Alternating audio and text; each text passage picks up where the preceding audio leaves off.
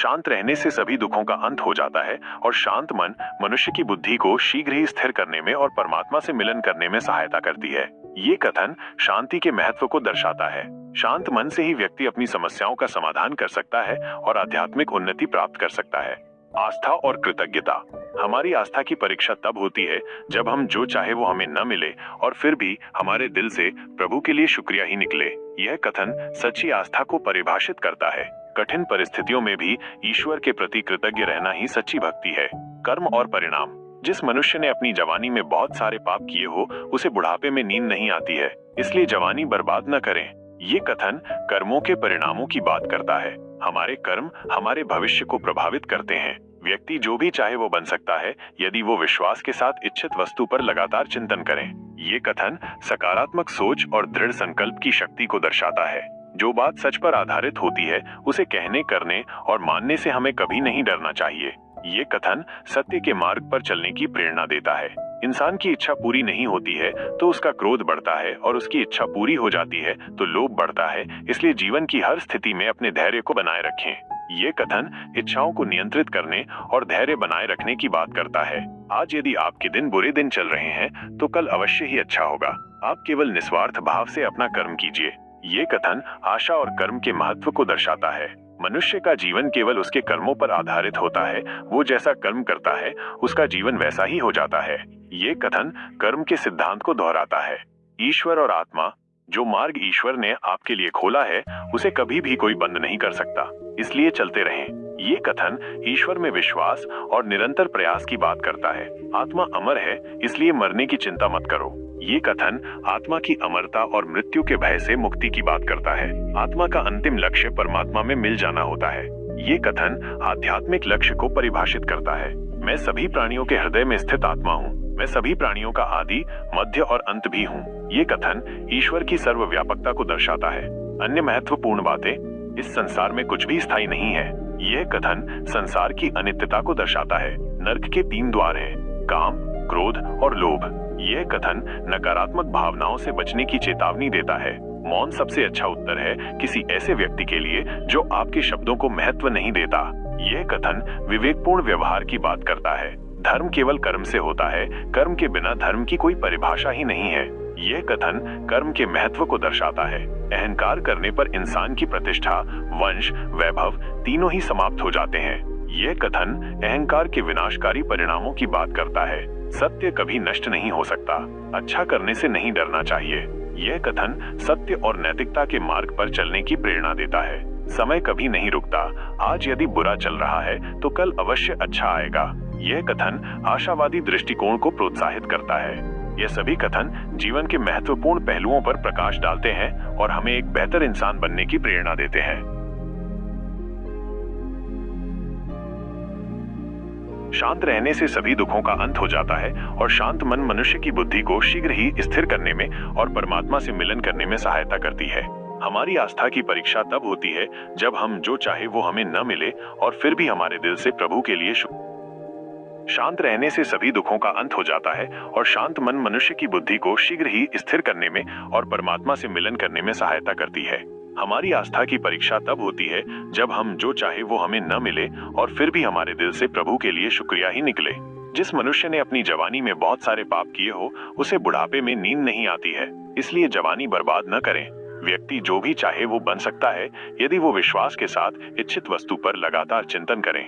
जो बात सच पर आधारित होती है उसे कहने, करने और मानने से हमें कभी नहीं डरना चाहिए। प्रेम सदा ही माफी मांगना पसंद करता है और अहंकार सदा ही माफी सुनना पसंद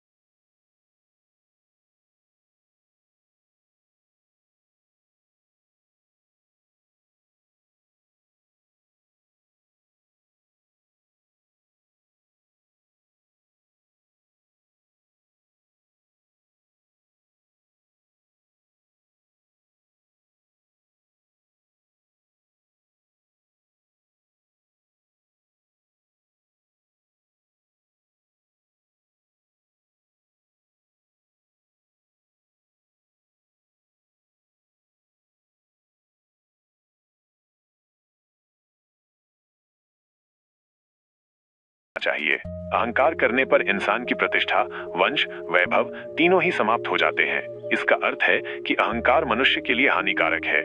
मैं श्रेष्ठ हूँ, ये आत्मविश्वास है, लेकिन सिर्फ मैं ही श्रेष्ठ हूँ, ये अहंकार है। यह विचार आत्मविश्वास और अहंकार के बीच का अंतर स्पष्ट करता है। सत्य और धर्म, सत्य कभी नष्ट नहीं हो सकता। ये विचार हमें सिखाता है कि सत्य हमेशा विजयी होता है। अच्छा करने से नहीं डरना चाहिए। इसका अर्थ है कि हमें हमेशा अच्छे काम करने चाहिए। लोग अक्सर सच कहने से बचते हैं या डरते हैं, पर सत्य कभी छुप नहीं सकता और नहीं कभी मिट सकता है। कितना भी छुपा लो, पर सच तो उजागर हो ही जाएगा।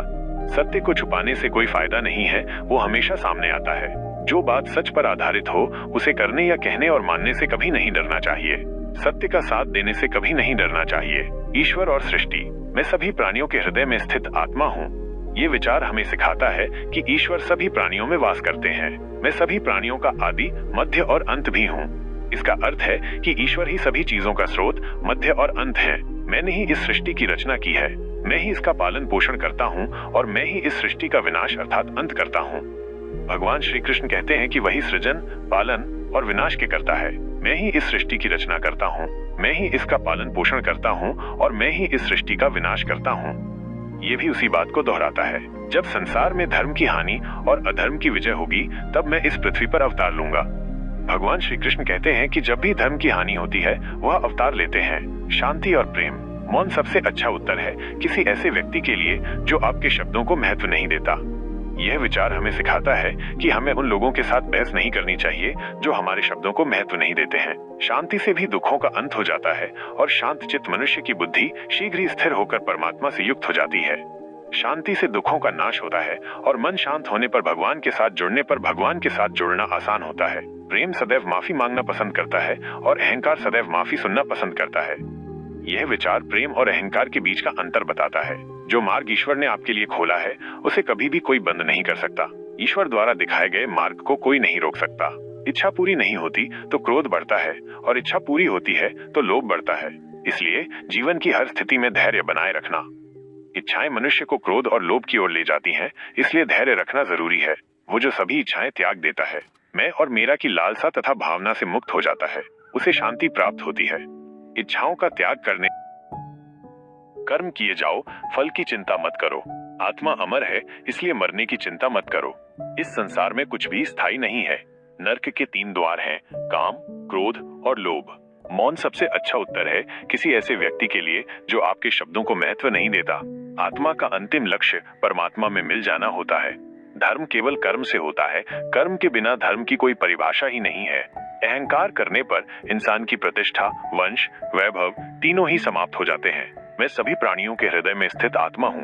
मैं सभी प्राणियों का आदि, मध्य और अंत भी हूँ। सत्य कभी नष्ट नहीं हो सकता। अच्छा करने से नहीं डरना चाहिए। समय कभी नहीं रुकता। आज यदि बुरा चल रहा है तो कल अवश्य अच्छा आएगा। आप केवल निस्वार्थ भाव से कर्म कीजिए, केवल वही आपके हाथ में है। धर्म कर्म से होता है, कर्म के बिना धर्म की कोई परिभाषा नहीं है। मैं श्रेष्ठ हूँ, यह आत्मविश्वास है, लेकिन सिर्फ मैं ही श्रेष्ठ हूँ, यह अहंकार है। मैंने ही इस सृष्टि की रचना की है, मैं ही इसका पालन पोषण करता हूँ और मैं ही इस सृष्टि का विनाश अर्थात अंत करता हूँ। प्रेम सदैव माफी मांगना पसंद करता है और अहंकार सदैव माफी सुनना पसंद करता है। जो मार्ग ईश्वर ने आपके लिए खोला है, उसे कभी भी कोई बंद नहीं कर सकता। मनुष्य का जीवन केवल उसके कर्मों पर चलता है। जैसा कर्म होता है, वैसा उसका जीवन होता है। लोग अक्सर सच कहने से बचते हैं या डरते हैं, पर सत्य कभी छुप नहीं सकता और न ही कभी मिट सकता है। कितना भी छुपा लो, पर सच तो उजागर हो ही जाएगा। अहंकार से इंसान की प्रतिष्ठा, वंश, वैभव तीनों ही समाप्त हो जाते हैं। आत्मा अमर है, इसलिए मरने की चिंता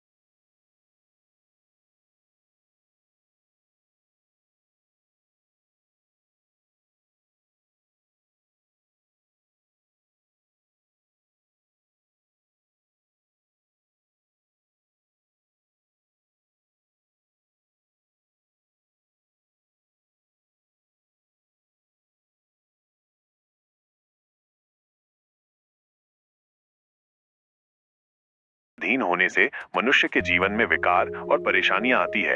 सुख दुख का आना जाना सर्दी गर्मी के आने जाने के जैसा ही है, इसलिए इन्हें सहन करना सीखना ही उचित है। निर्बलता अवश्य ईश्वर देता है, परंतु मर्यादा मनुष्य का मन खुद निर्माण करता है। जीवन में वाणी को संयम में रखना अनिवार्य है, क्योंकि वाणी से दिए हुए घाव कभी भरे नहीं जा सकते। मनुष्य उसके लिए शोक करता है जो शोक करने के योग्य नहीं है, और फिर भी ज्ञान की बातें करते हो। बुद्धिमान व्यक्ति ना जीवित और ना ही मृत व्यक्ति के लिए शोक करते हैं। मैं हमेशा तुम्हारे साथ और तुम्हारे आसपास रहता है, चाहे तुम कुछ भी कर रहे हो। जो हुआ अच्छा हुआ, जो होगा अच्छा होगा। स्वयं को मुझ पर छोड़ दो, अपने कर्म पे ध्यान दो। कर्म ऐसा जो स्वार्थ रहित पाप रहित हो। जीवन में समय चाहे जैसा भी हो, परिवार के साथ रहो। सुख हो तो बढ़ जाता है और दुख हो तो बट जाता है। मोहग्रस्त होकर अपने कर्तव्य पथ से हट जाना मूर्खता है, क्योंकि इससे ना तो तुम्हें स्वर्ग की प्राप्ति होगी और ना ही तुम्हारी कीर्ति बढ़ेगी। श्री कृष्ण कहते हैं कि सत्संग ईश्वर की कृपा से मिलता है, परंतु कुसंगति में पड़ना मनुष्य के अपने ही हाथों में होता है।